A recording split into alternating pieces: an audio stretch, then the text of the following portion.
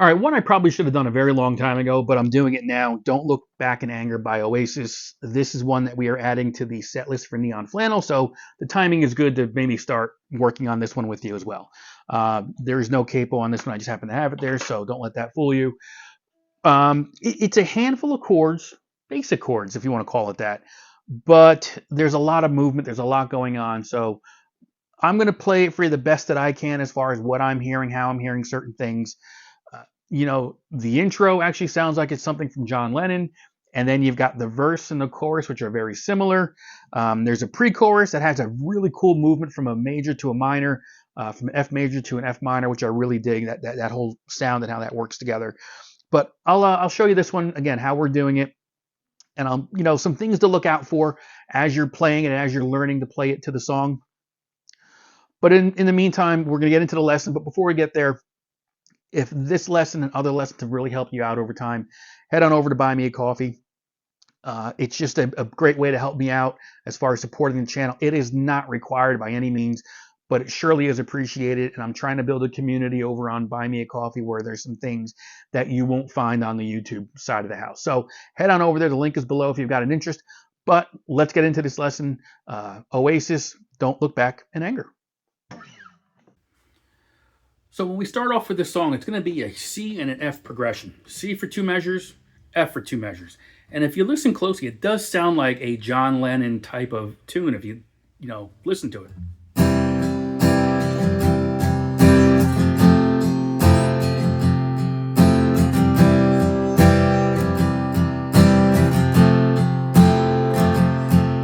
And that's the only time in the song you're really going to hear that progression. So it's just for the intro, basically.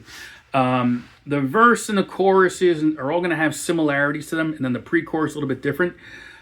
I highly suggest, if you are not familiar with the song, to listen to it and listen for the changes, especially when it comes to the chorus, because the chorus has some odd stopping points and starting points where you think the chorus is going to continue, but it kind of skips ahead 2 chords that you're expecting. I'll walk you through this.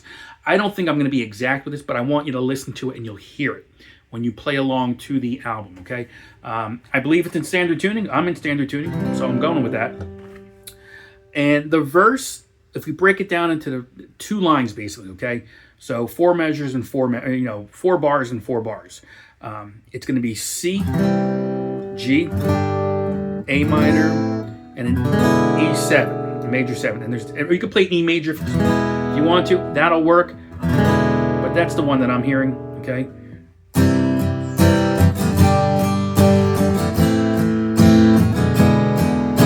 All right, and that's my strumming pattern.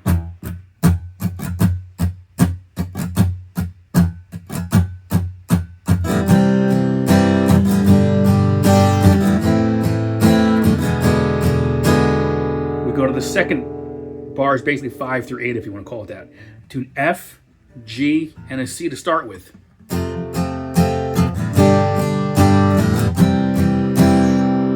And then for that last measure, it's going to be an A minor for 2 beats and a G for 2 beats. So it'll be a quick change on those last 2 chords. Okay,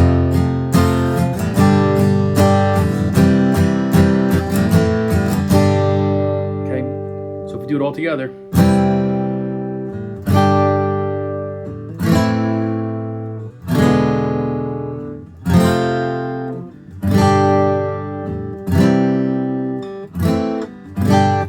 There's your verse, and that's the first part. You're gonna repeat that now to finish out your first verse. So it's everything we just did played twice. Okay, so.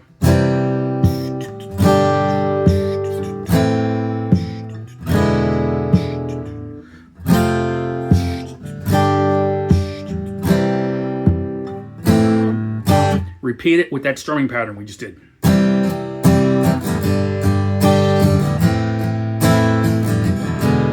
All right, and you're gonna it's all is gonna repeat. We're gonna get into the pre-chorus, and I love this movement from an F major to an F minor. Okay, and you're gonna play. So it's gonna be F major, F minor, C, C. That's 3 times around. We're gonna play that progression.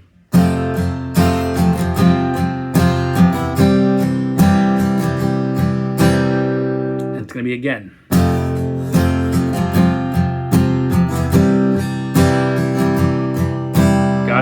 One more time.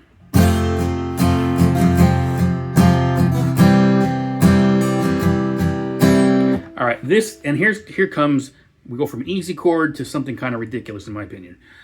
We go from a G, and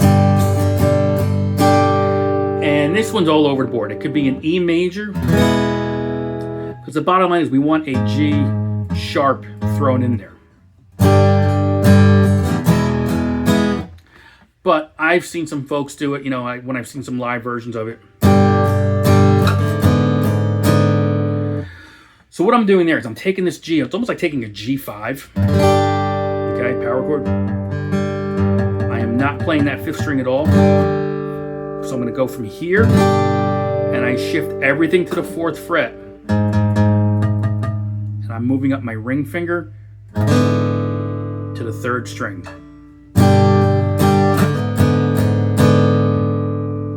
So a little odd sounding chord there. To an A minor, to a G, to an F for twice, and G for 4 measures to carry that out.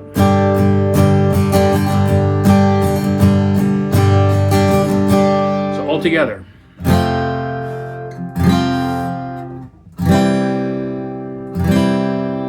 Again.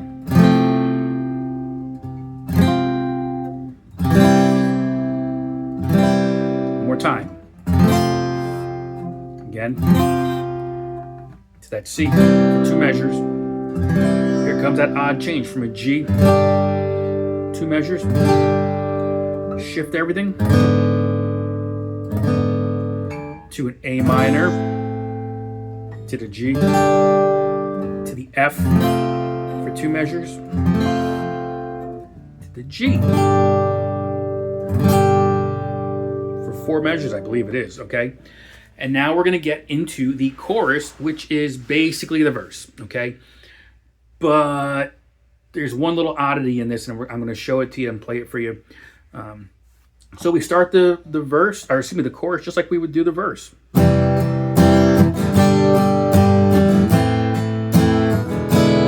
First line like we just did.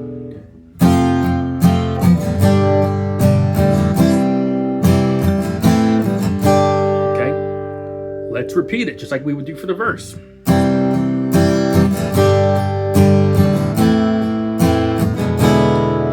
So far, so good. We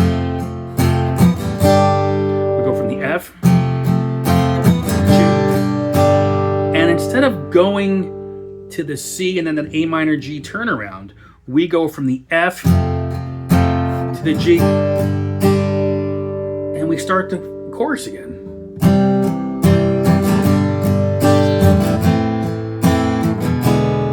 So listen to that. But the pieces are there. So just kind of listen for those little intricate changes that maybe and it's hard to hear sometimes because it's under the vocals and the vocals kind of are really out in front. So just listen for that. That's how I've kind of approached it. That's how my sheets have it here as far as listening to it a couple different times.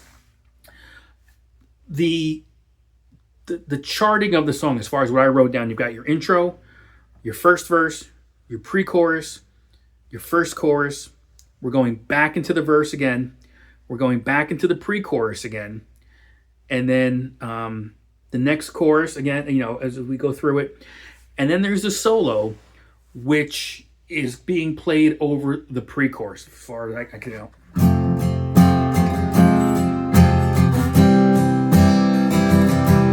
So your solo is being played over that, and then I think as you get towards the end of the the solo / pre-chorus piece of it, there's a bit of a dropout with the music, and it just drums for a couple of beats. So just be aware of that. And then we're going to come back out to the chorus again. The chorus is going to drive us out, but there's a couple of small, detailed variations in there. Okay, be aware of that. The change to that chorus where it goes from the F to the G, and instead of the A minor, I should say, if F to the G to the C to the A minor G turnaround, it might go right back to the F. So listen for that. And then the very end of the song, I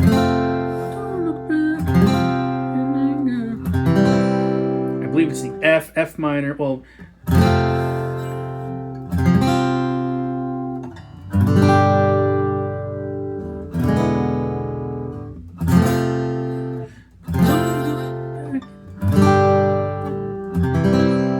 that's kind of how the ending is. But listen to it. You know, everything seems to be there. You've got to just piece it together, and you got to play along to it. And that's one of these songs where you've got to play along to it to feel it and just kind of get it. In my opinion, some folks might disagree with that, but that's what I've got written down here. So hopefully you enjoyed it. Again, if you feel like supporting the channel, head on over to Buy Me a Coffee. The link is below, as I mentioned earlier. And folks, I'll see you in the next one. Later.